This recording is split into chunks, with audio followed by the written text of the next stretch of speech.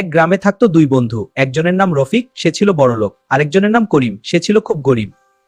রফিকের বড় বাড়ি, গাড়ি, চাকর ছিল। করিমের ছিল ছোট টিনের ঘর, আর প্রতিদিন মজুরি করে খেতে হতো। এটা অনেক মজা। হ্যাঁ, চল দৌড়াই। আমি তোমার সাথে। স্কুল যাই একসাথে। রফিক ভাই,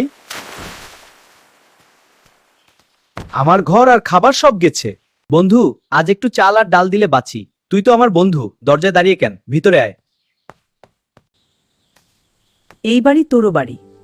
কয়েকদিন পর করিম কাজে গিয়ে রফিককে বলল, তুই টাকা দিয়ে আমাকে বাঁচালিস, কিন্তু তোর ভালোবাসা আমাকে মানুষ করলো। কিন্তু বন্ধুকে আপন করে নেওয়াই আসল বড়লোকি। তুই টাকা দিয়ে আমাকে বাঁচালিস, কিন্তু তোর ভালোবাসা আমাকে মানুষ করলো। কিন্তু বন্ধুকে আপন করে নেওয়াই আসল বড়লোকি। বড়লোক হওয়া মানে শুধু টাকা থাকা না, বড়লোক হওয়া মানে বিপদের সময় চিনে যায়।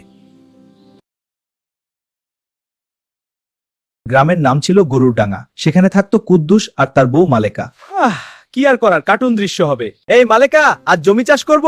ভালো কথা, না বলদা না, বলাতে ডালি। এটা কি বলো? আমি কি গরু নাকি? না মানে, তুমি তো রাগ করলে হালকের মতো শক্তিশালী হয়ে যাও। কিন্তু শর্ত আছে, রান্না আজ কুদ্দুস করবে আর কাজ শেষে মিষ্টি আনবে। আমার বউ ট্রাক্টর, আমার জীবন ডাক্তার। আমার বউ ট্রাক্টর, আমার জীবন ডাক্তার। এই জমিতে ধান না উঠলে কুদ্দুস উঠবে। দেখো, এবার জমিতে ভালো ধান হয়েছে। দেখছো, বউ দিয়ে চাষ করলে ফসল হয়। কিন্তু সম্মান না দিলে সংসার হয় না।